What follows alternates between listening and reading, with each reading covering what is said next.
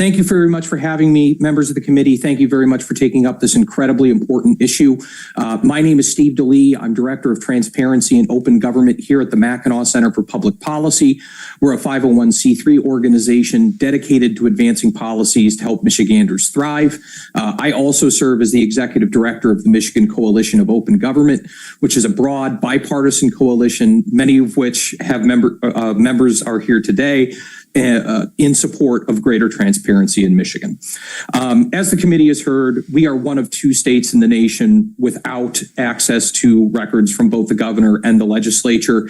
I think this is a key part of why we are consistently ranked one of the least transparent states in the nation. And I'm very happy to support both of these bills today, which finally move us in the correct direction towards greater transparency.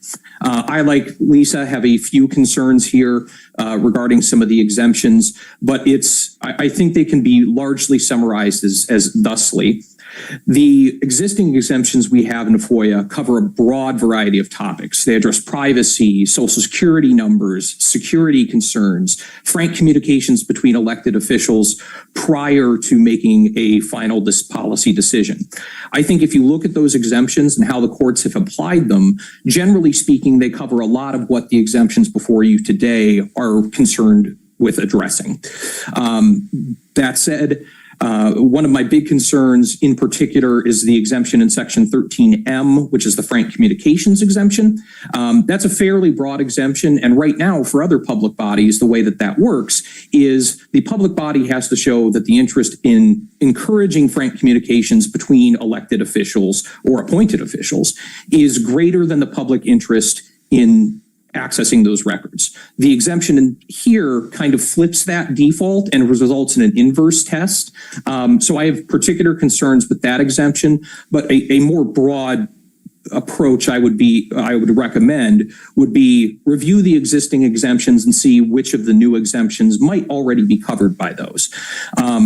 I do recognize the need for some unique exemptions for both the governor and the legislature. Both branches have unique constitutional duties. And when an exemption relates to those duties in such a way that it doesn't relate to a more general public body, I could see the need for that. I just encourage looking at those closely with an eye towards what have we already addressed in existing law.